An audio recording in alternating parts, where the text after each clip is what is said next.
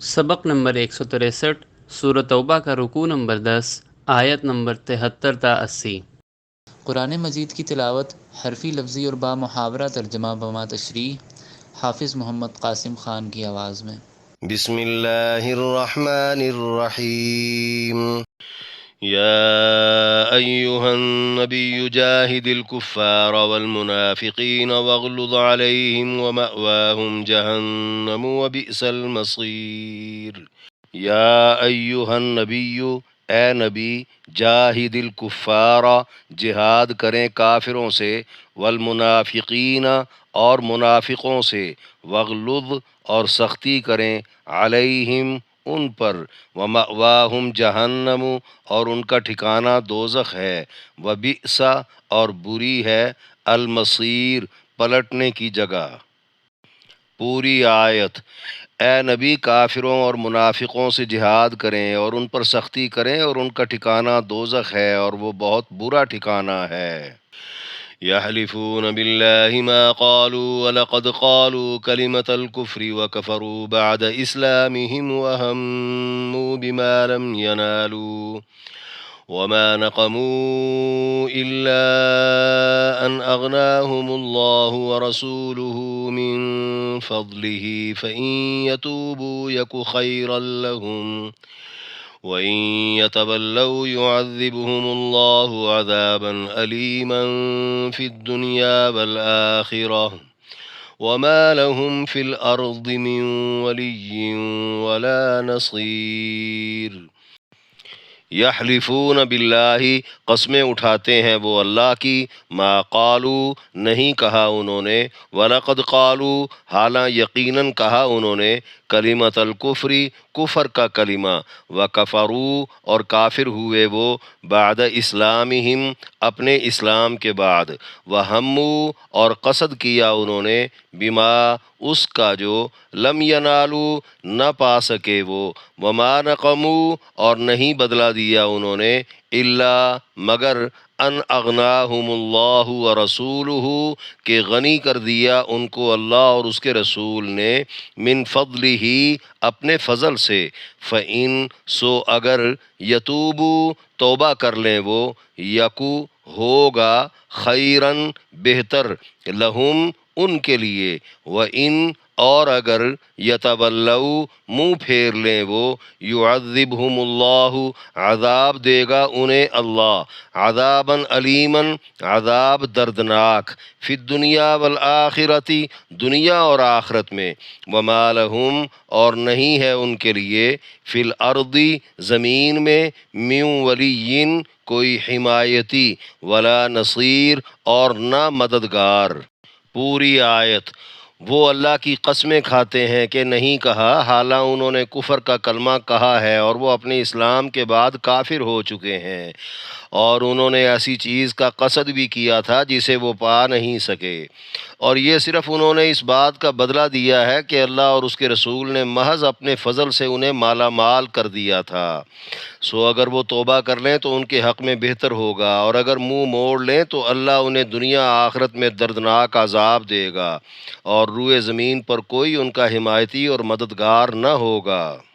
وَمِنْهُمْ مَنْ عَاهَدَ اللَّهَ لَئِنْ آتَانَا مِنْ فَضْلِهِ لَنَصَّدَّقَنَّ وَلَنَكُونَنَّ مِنَ الصَّالِحِينَ فَلَمَّا آتَاهُمْ مِنْ فَضْلِهِ بَخِلُوا بِهِ وَتَوَلَّوْا وَهُمْ مُعْرِضُونَ۔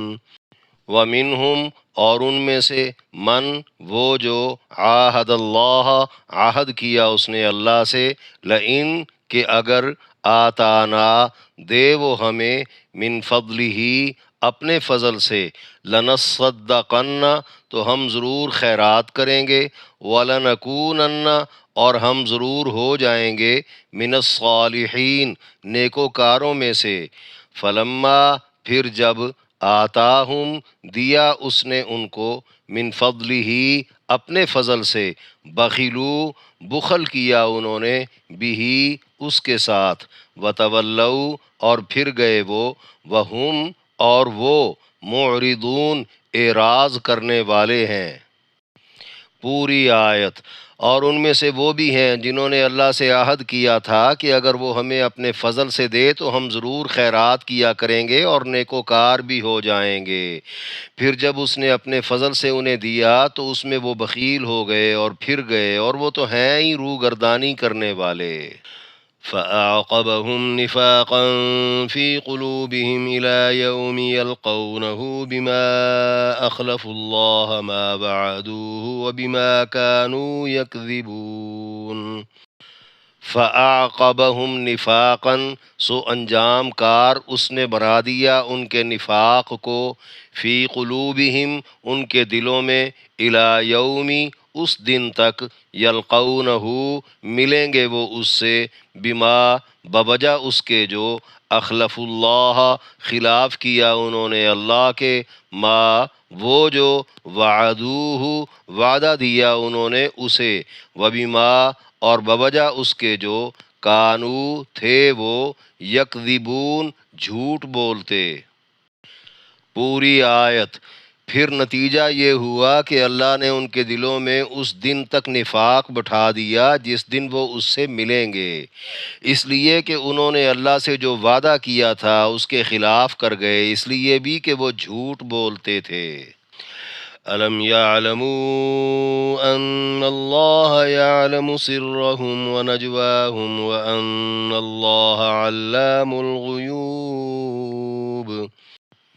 علم کیا نہیں، یعلمو جانتے وہ، ان اللہ بے شک اللہ، یعلم جانتا ہے، سرہم ان کے بھید کو، ونجواہم اور ان کی سرگوشیوں کو، وان اللہ اور یہ کہ اللہ، علام الغیوب خوب جاننے والا ہے غیب کو۔ پوری آیت۔ کیا وہ جانتے نہیں کہ اللہ ان کے بھید اور ان کی سرگوشیوں کو بھی جانتا ہے، اور یہ کہ اللہ چھپی باتوں کو خوب جاننے والا ہے۔ الذين يلمزون المطوعين من المؤمنين في الصدقات والذين لا يجدون إلا جهدهم فيسخرون منهم سخر الله منهم ولهم عذاب أليم۔ الذین وہ لوگ جو، یلمزون طنز کرتے ہیں، المطوعین خوشی سے کرنے والوں کو، من المؤمنین مسلمانوں میں سے، فی الصدقات خیرات میں، والذین اور وہ لوگ جو، لا یجدون نہیں پاتے وہ، الا مگر، جہدہم اپنی محنت کو، فیسخرون تو وہ مذاق بناتے ہیں، منہم ان سے، سخر اللہ مذاق بنایا اللہ نے، منہم ان سے، ولہم اور ان کے لیے، عذاب علیم دردناک عذاب ہے۔ پوری آیت۔ جو لوگ ان مسلمانوں پر طنز کرتے ہیں جو دل کھول کر خیرات کرنے والے ہیں، اور ان پر بھی جو اپنی محنت کے سوا طاقت نہیں رکھتے، وہ ان کا مذاق بناتے ہیں، مذاق تو ان کا اللہ نے بنا دیا ہے جن کے لیے دردناک عذاب ہے۔ استغفر لهم او لا تستغفر لهم ان تستغفر لهم 70 مرة فلن يغفر الله لهم ذلك بأنهم كفروا بالله ورسوله والله لا يهدي القوم الفاسقين۔ استغفر آپ بخشش مانگیں، لہم ان کے لیے، اولا یا نہ، تستغفر بخشش مانگیں آپ، لہم ان کے لیے، ان اگر، تستغفر بخشش مانگیں آپ، لہم ان کے لیے، 70 مرتن مرتبہ، فلن تو ہرگز نہیں، یغفر اللہ بخشے گا اللہ، لہم ان کو، ذالک یہ، بأنہم اس لیے کہ وہ، کفروا منکر ہوئے، باللہ ورسولہ اللہ کے اور اس کے رسول کے، واللہ لا یہدی اور اللہ نہیں ہدایت دیتا، القوم الفاسقین نافرمان قوم کو۔ پوری آیت۔ آپ ان کے لیے بخشش مانگیں یا نہ مانگیں، اگر آپ ان کے لیے 70 بار بھی بخشش مانگیں تب بھی اللہ انہیں ہرگز نہیں بخشے گا، یہ اس لیے کہ انہوں نے اللہ اور اس کے رسول سے کفر کیا، اور اللہ نافرمان قوم کو راستہ نہیں دکھاتا۔ سورہ توبہ کے 10ویں رکوع میں درج 8 آیات کی تشریح۔ آیت نمبر 73، یا ایہا النبی جاہد الکفار سے وبئس المصیر تک۔ فرمایا، اے نبی، کافروں اور منافقوں سے جہاد کریں اور ان پر سختی کریں، اور ان کا ٹھکانہ دوزخ ہے اور وہ بہت برا ٹھکانہ ہے۔ یعنی کافر اور منافق دونوں طبقے ہی اس لائق ہیں کہ ان سے جہاد کیا جائے۔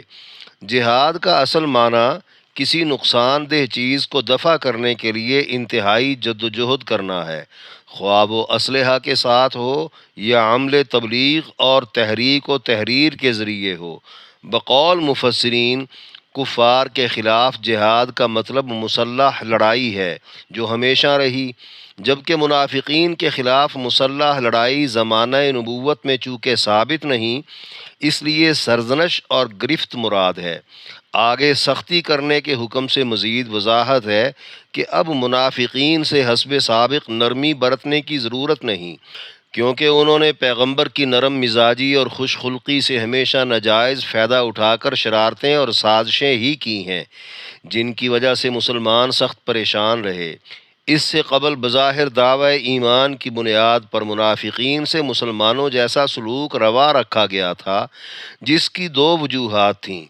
ایک یہ کہ مسلمانوں کی تعداد کم ہونے کے باعث ایسے مکاروں سے چشم پوشی برتی جائے جو لڑنا نہیں چاہتے، دوسری یہ کہ اسلام کو قریب سے دیکھ کر شاید ان کے شبہات دور ہو جائیں اور وہ بھی مسلمان ہو جائیں، مگر اب ایک عرصہ بیت جانے کے بعد نہ تو افراد کی کمی رہی اور نہ سمجھانے بجھانے میں کوئی کسر باقی رہی، لہذا اب اگر ان کا کفر عیاں ہو جائے تو ان کے ساتھ بھی کفار جیسا سلوک کیا جائے۔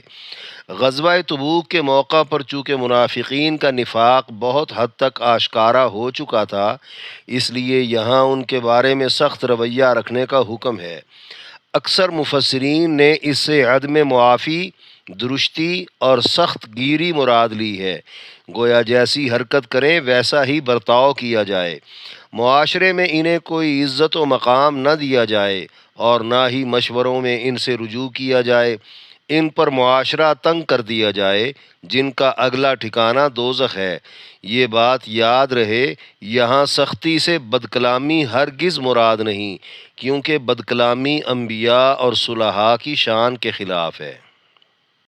آیت نمبر 74، یحلفون باللہ ما قالوا سے وما لہم فی الارض من ولی ولا نصیر تک۔ فرمایا، وہ اللہ کی قسمیں کھاتے ہیں کہ نہیں کہا، حالانکہ انہوں نے کفر کا کلمہ کہا ہے اور وہ اپنے اسلام کے بعد کافر ہو چکے ہیں، اور انہوں نے ایسی چیز کا قصد بھی کیا تھا جسے وہ پا نہیں سکے، یعنی پیغمبر پر تنقید کر لینا، پھر قسمیں کھا کر خود سچے بن جانا اور مسلمان راویوں کو جھوٹا کہہ دینا، یہ منافقین کا معمول تھا۔ دکھاوے کے اسلام کے بعد بھی وہ کفریہ کلمے بول جاتے۔ اس آیت میں اللہ نے ان کا جھوٹ کھول کر مسلمان راویوں کی سچائی ثابت کر دی۔ بمطابق روایات، ایک واقعہ جلاس ابن سوید منافق کا ہے، جس نے کہا، اگر پیغمبر سچا ہے تو ہم گدھوں سے بھی بدتر ہیں کہ اس کا سچ نہیں مانتے۔ عامر ابن قیس نے تبوک سے واپسی پر یہ بات پیغمبر علیہ السلام کو بتا دی۔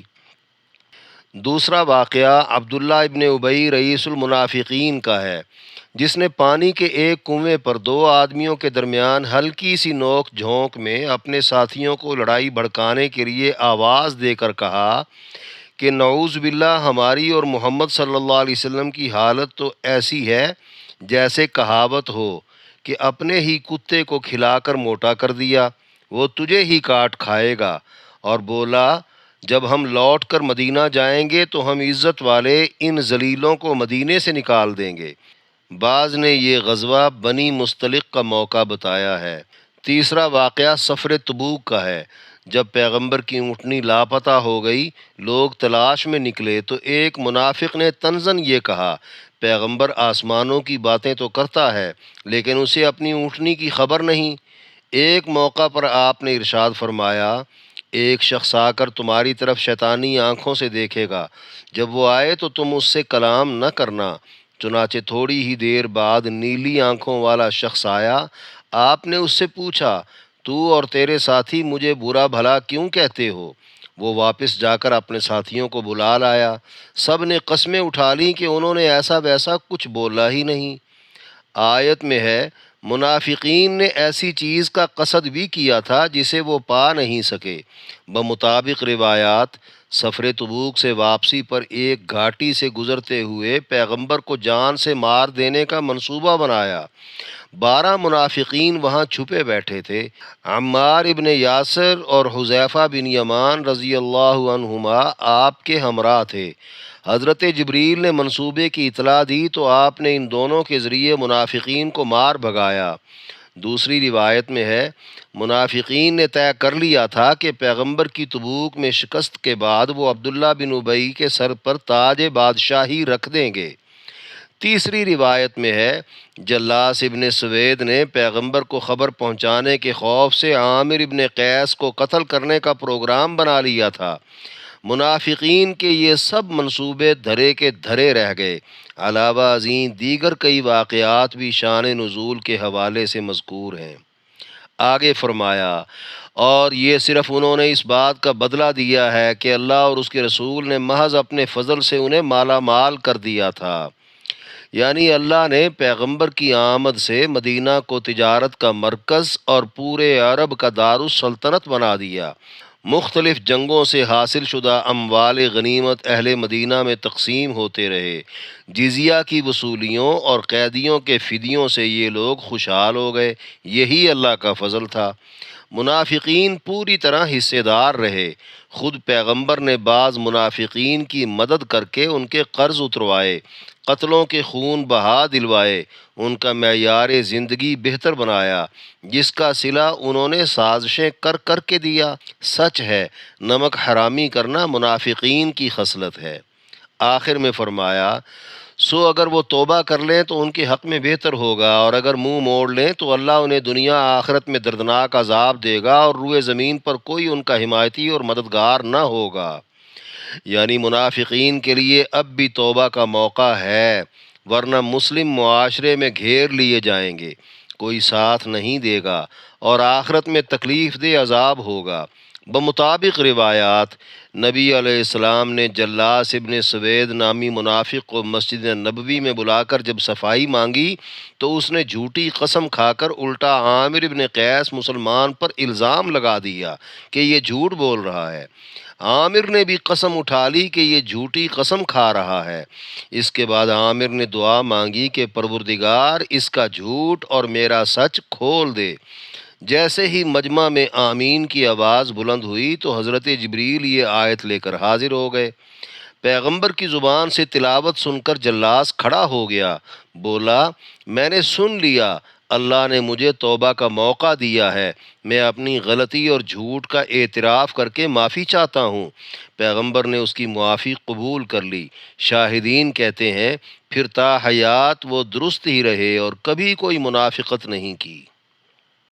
آیت نمبر 75-76، وَمِنْهُمْ مَنْ عَاهَدَ اللَّهَ سے وَتَوَلَّوْا وَهُمْ مُعْرِضُونَ تک فرمایا، اور ان میں وہ بھی ہیں جنہوں نے اللہ سے عہد کیا تھا کہ اگر وہ ہمیں اپنے فضل سے دے تو ہم ضرور خیرات کیا کریں گے اور نیکوکار بھی ہو جائیں گے۔ یعنی مال کی ہرس میں منافقین حضور سے التجائیں کرتے اور دعائیں کرواتے رہتے، اور بارگاہ خداوندی میں عہد و پیمان کر کے اللہ سے شرط باندھ لیتے کہ اگر اللہ دے گا تو ہم بھی نیکوکاری کے جذبے سے دیں گے، یعنی دین پر بھی اور اپنے پرائے مستحق لوگوں پر بھی خرچ کریں گے۔ گویا وہ نظر مان لیتے، اور نظر پوری کرنا ہر ایک پر واجب ہے۔ اگلی آیت میں فرمایا، پھر جب اس نے اپنے فضل سے انہیں دیا تو اس میں وہ بخیل ہو گئے اور پھر گئے، اور وہ تو ہیں ہی روگردانی کرنے والے۔ یعنی اللہ کے فضل سے جب خوب مال مل جاتا تو وعدہ بھی توڑ دیتے، کنجوس بھی بن جاتے اور نافرمان بھی ہو جاتے۔ یہ اعلیٰ درجے کی نمک حرامی اور منافقت کی نشانی ہے۔ زمانہ نبوت میں تقریباً سبھی منافقوں کا حال ایک جیسا تھا، تاہم احادیث میں معتب بن قشیر اور ثعلبہ بن حاطب انصاری کا حوالہ ملتا ہے۔ ثعلبہ نے پیغمبر سے بار بار اصرار کر کے دعا کروانا چاہی۔ پیغمبر کبھی کہہ دیتے کہ وہ غربت بہتر ہے جس میں شکر ہو، اس مالداری سے جس میں حقوق ادا نہ ہو سکیں، اور کبھی فرما دیتے کہ میرا نمونہ اختیار کر، میں اگر چاہوں تو اللہ پہاڑوں کو میرے لیے سونا بنا دے، مگر مجھے فقر پسند ہے۔ سمجھانے کے باوجود اس کا اصرار بڑھتا گیا، تب آپ نے دعا فرما دی جو اللہ نے قبول کر لی۔ نتیجے میں ثعلبہ کے پاس بکریوں کی پیداوار اتنی زیادہ ہو گئی کہ اسے مدینہ سے باہر بلکہ مزید فاصلے پر جا کر رہنا پڑا۔ شروع میں مسجد نبوی کی رات والی جماعتیں چھوٹیں، پھر دن کی جماعتیں بھی جاتی رہیں، آخر کار جمعہ بھی گیا۔ تب آپ نے فرمایا ثعلبہ پر افسوس ہے۔ کچھ عرصہ بعد جب زکوٰۃ کا حکم نازل ہوا تو پیغمبر نے 2 آدمیوں کو زکوٰۃ وصول کرنے کے لیے ثعلبہ کے پاس بھیجا۔ جواب میں اس نے کہا زکوٰۃ تو مجھے جزیہ کی ہی ایک قسم لگتی ہے جو کفار سے لیا جاتا ہے، مسلمان کیوں دیں؟ قاصد اس کا یہ بیان لے کر بارگاہ نبوت میں جب پہنچے تو آپ نے ان کی بات سننے سے قبل ہی 3 دفعہ فرما دیا ثعلبہ ہلاک ہو گیا۔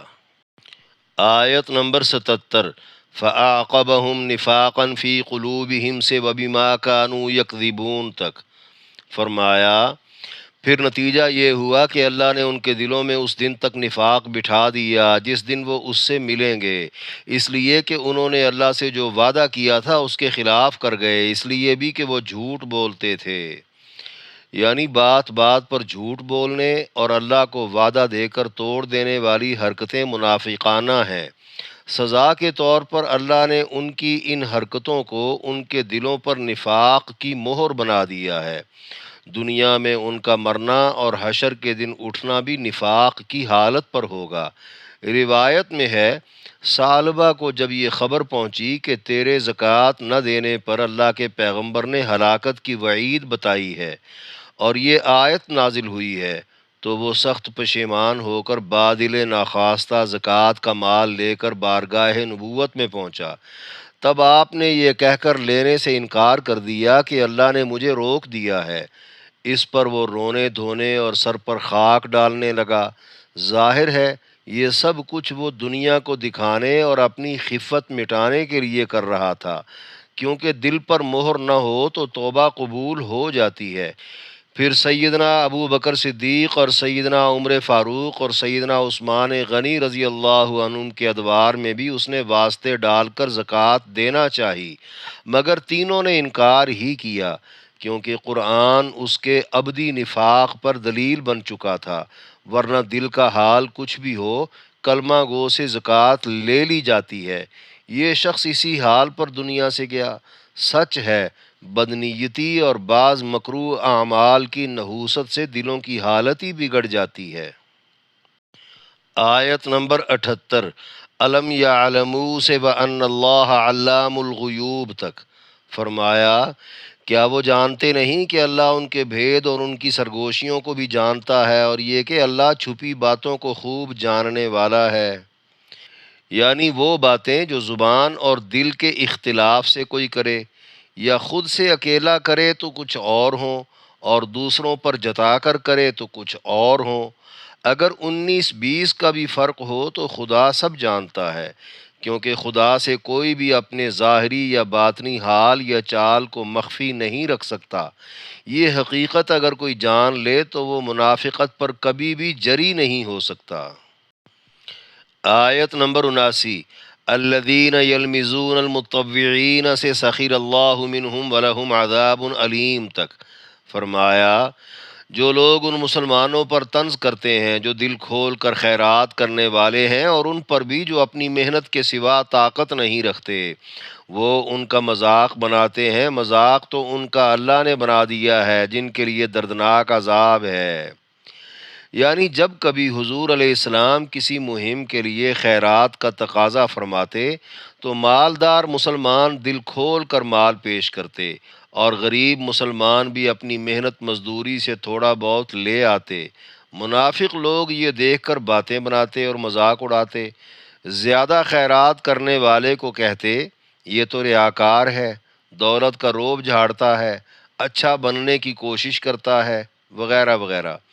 کم خیرات والے کو کہتے اللہ کو بھلا اس کے چند ٹکوں کی کیا ضرورت ہے، یہ بھی نہ دیتا تو کیا نقصان تھا، یہ تو صرف لہو نکال کر شہید بننا چاہتا ہے، وغیرہ وغیرہ۔